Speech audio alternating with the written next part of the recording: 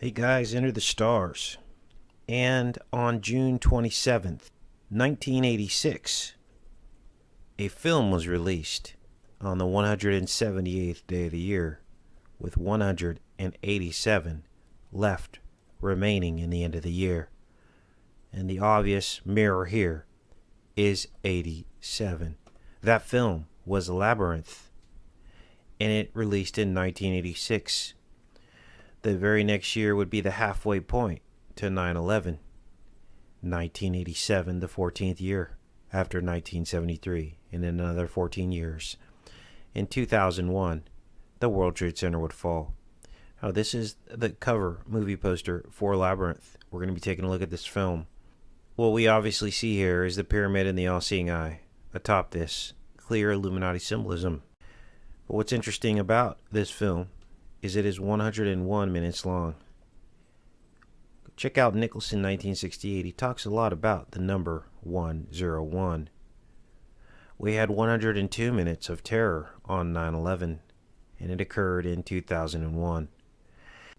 November 28th is an interesting date as well. It is the 333rd day of the year with 33 left in leap years. Let's take a look at this film starring David Bowie and Jennifer Connelly. So right off the bat, we get the lens earth, the inner eye. We get three owls coming out of the lens eye, which is the night sky. All of this in the introduction. Here's the inner eye model here. So you can see a rotating spherical globe that is reflective. Now watch these owls come out.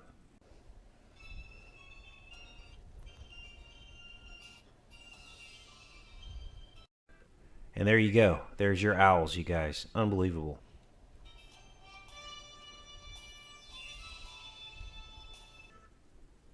Here's a good shot of the owls. Remember, these are the owl eyes in the night sky at the equator.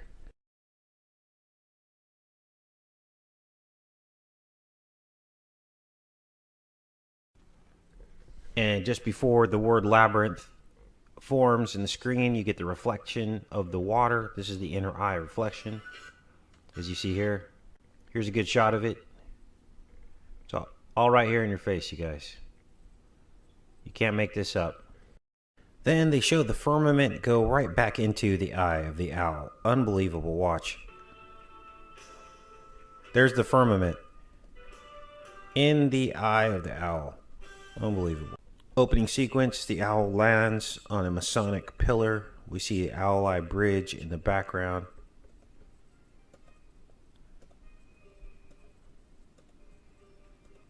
As Jennifer Connelly enters the scene.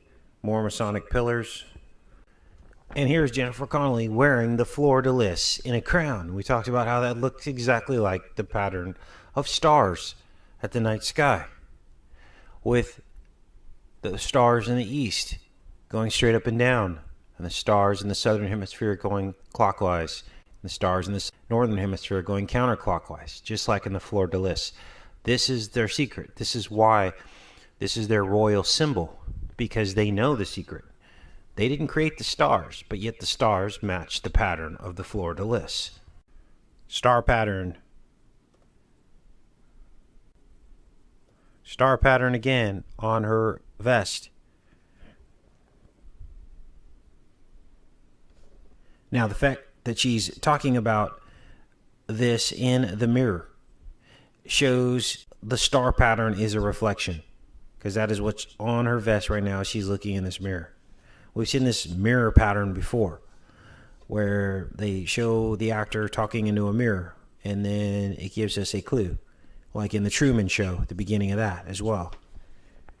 And they show the beehive in the Truman Show, and we know that the back of the eye is lined with a beehive-like structure called the rods and the cones.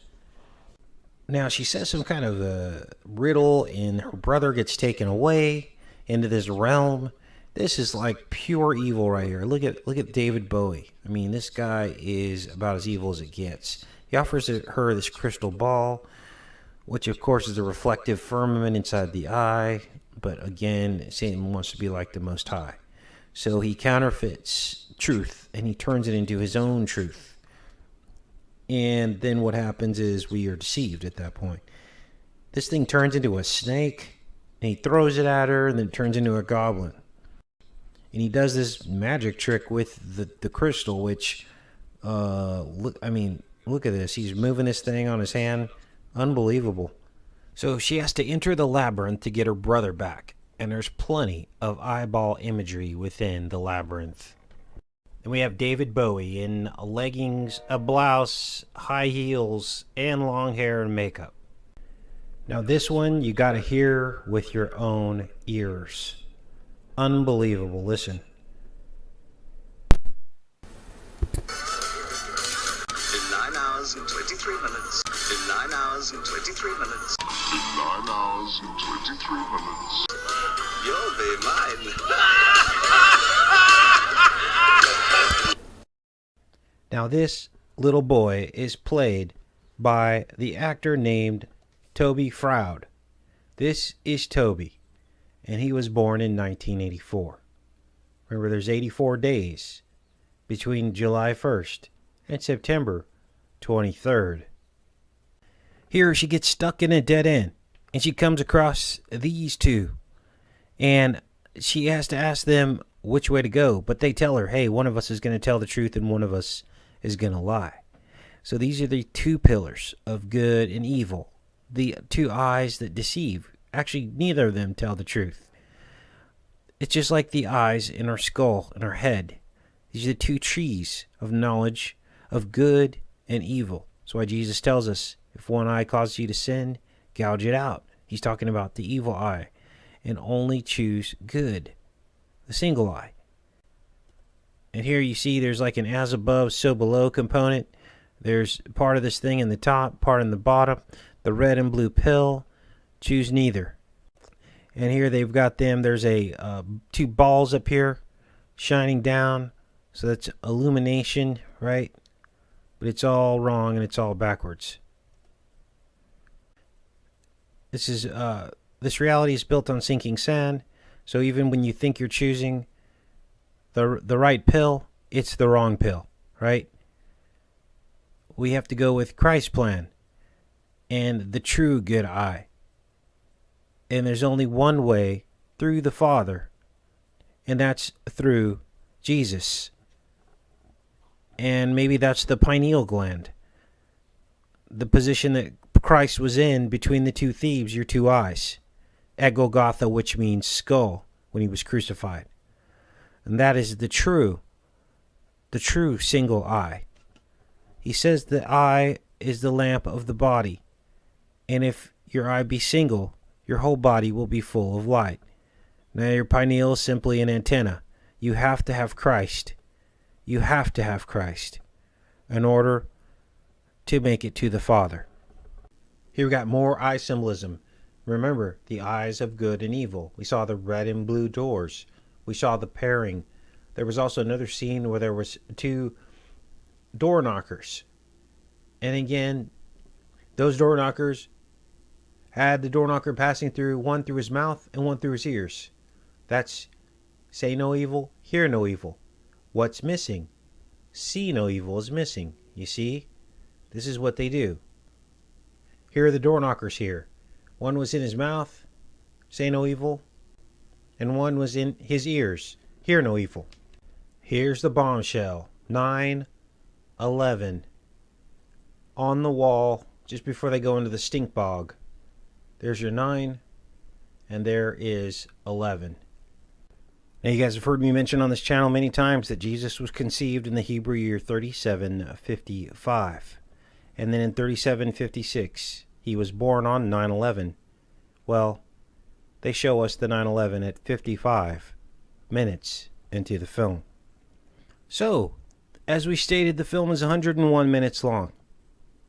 So I thought I'd figure out what the 101st day of the year was. And that is 4/11, which is 44. Here we get a very inappropriate eyes wide shut moment where they're all dressed in the eyes wide shut masks and costumes as a love song plays, and the 16-year-old Jennifer Connelly dances with David Bowie. Now, here's the interesting thing about Jennifer Connelly. She was a child model and actress. And like I said, at the time, she was 16 years old. She is now 44 years old. We just looked at the date of April 11th being 44. And now you know what all this means.